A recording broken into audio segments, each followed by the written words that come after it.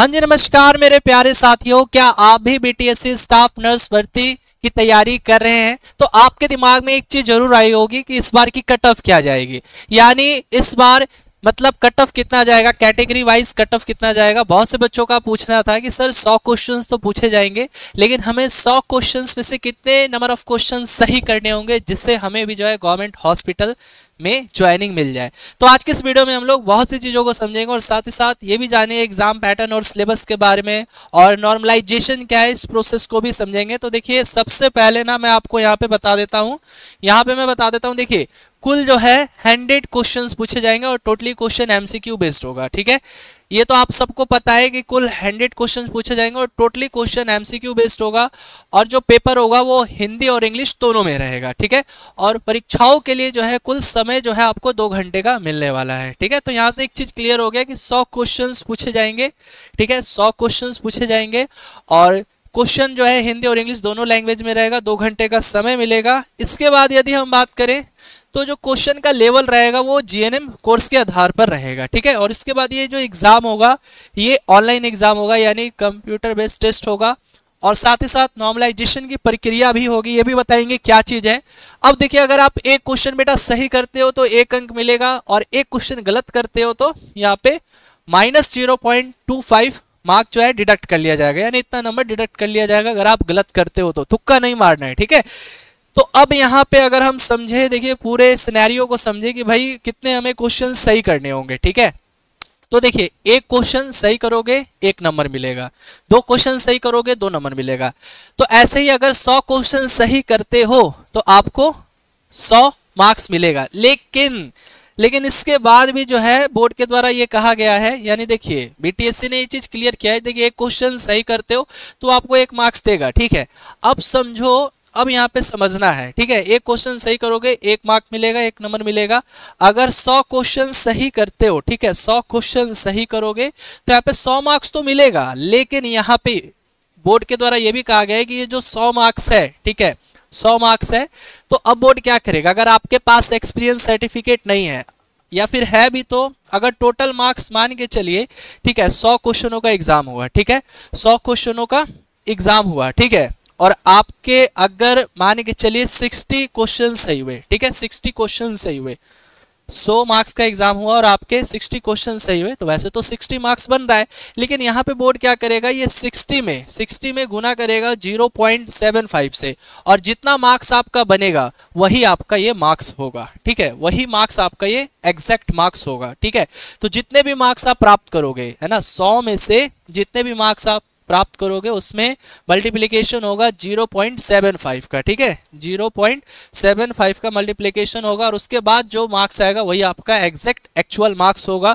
ठीक है, तो अब यहाँ पे अगर मैं बात करूं प्यारे बच्चों, बहुत से बच्चों का कहना था कि सर हमें कितने क्वेश्चंस करेक्ट करने होंगे। ठीक है, तो देखिए इस बेसिस पे मैंने आपको यहाँ पे एक्सपेक्टेड में बता देता हूँ कि अगर आप यूआर कैटेगरी से हो, तो आपको एनी हाउ 100 में से 60+ क्वेश्चन सही करने होंगे। अगर आप बीसी कैटेगरी से हो तो 100 में अगर 55+ भी सही करके आते हो तो आपको इजिली गवर्नमेंट जॉब में ज्वाइनिंग फिक्स है ना। और अगर आपका कैटेगरी ईबीसी है तो ईबीसी में 50+ भी क्वेश्चन सही करके आते हो तो इजिली मिल जाएगा।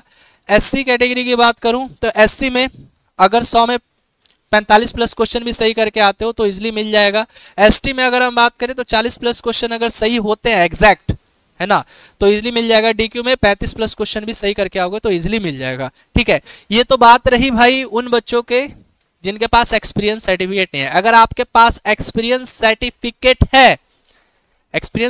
है तब तो वो चीज जो है आप लोग के लिए एक बोनस पॉइंट हो गया, वो आप लोग के लिए एक बोनस पॉइंट हो गया। और उस केस में अगर आप मान के चलिए 2 साल आप किसी गवर्नमेंट हॉस्पिटल में या फिर ऐसे कोई भी पंचायती स्तर पर या फिर सदर हॉस्पिटल में अगर आप एज ए गवर्नमेंट काम किए हैं, गवर्नमेंट एम्प्लॉय बनकर काम किए हैं, कॉन्ट्रैक्ट बेस पे 2 सालों का काम किए हैं, इसका मतलब 10 मार्क्स आपको बोनस मिल जाएगा। ठीक है, अगर आप 3 साल किए हैं तो 15 मार्क्स मिल जाएगा, तो एक बोनस प्लस पॉइंट रहेगा आप लोगों के लिए। ठीक है, तो उस केस में अगर आप यहाँ पे कम भी क्वेश्चन सही करके आते हो तो मिल जाएगा, इजिली मिल जाएगा। लेकिन हाँ, अगर आपके पास एक्सपीरियंस सर्टिफिकेट नहीं है तब तो आपका जो है तगड़ा लेवल का कंपटीशन है, यानी यहाँ पे आपको 100 में से एनी हाउ किसी भी तरह 100 क्वेश्चन में 60 प्लस क्वेश्चन सही करके आने ही होंगे, ठीक है। बीसी कैटेगरी से हो तो 55 प्लस क्वेश्चन सही करके आना ही होगा, एनी हाउ, ठीक है। तो अब देखिए इसके लिए आपको घबराना भी नहीं है, हमारी टीम आपके साथ है। अगर आप भी बिल्कुल सही डायरेक्शन में पढ़ना चाहते हैं, सही गाइडेंस में पढ़ना चाहते हैं, तो आप लोग हमारे लक्ष्य बैच को परचेस कर सकते हैं, जिस बैच का प्राइस है 799। इसमें आपको live class, recording video, assignment, practice set, weekly test, doubt classes, complete notes और उसके बाद पीवाईक्यू भी करवाया जाएगा, ठीक है। अभी हाल ही फिलहाल ये बैच लॉन्च हुआ है, वैसे तो संघर्ष बैच था हम लोग का, लेकिन वो बैच फुल हो चुका है। तो बच्चों का डिमांड था कि सर जल्दी से एक न्यू बैच लाइए, तो न्यू बैच फाइनली आ चुका है। कैसे परचेस करना है? स्टडी विद रितेश ऐप को इंस्टॉल करना है, नाम नंबर रजिस्टर करना है, पेड कोर्स में जाना है और लक्ष्य बैच को बाई कर लेना है, या फिर अधिक जानकारी के लिए दिए गए नंबर पर कॉल भी कर सकते हैं। अब इसके बाद नॉर्मलाइजेशन क्या है सर? तो देखिए आपका जो पेपर है वो अलग अलग शिफ्ट में होगा, ठीक है। और मान के चलो कि 2 शिफ्ट की अगर हम बात करें, ठीक है, तो पहले शिफ्ट में अगर आसान क्वेश्चन रहा तो भाई उस शिफ्ट में लगभग काफी बच्चों का 90 प्लस अंक आएंगे, यानी 90 प्लस क्वेश्चन सही हो गए। और शिफ्ट 2 का अगर पेपर कठिन रहा तो हो सकता है कि 70 से 80 मार्क्स आएंगे, ठीक है। तो अब क्या किया जाए? मान के चलिए शिफ्ट 1 का पेपर इजी था तो काफी बच्चों ने 90 प्लस क्वेश्चन सही किए तो 90 अंक बने। अब शिफ्ट 2 में पेपर कठिन होने के कारण बच्चों के 70 से 80 के बीच में ही आ रहे हैं, 90 किसी का आया ही नहीं।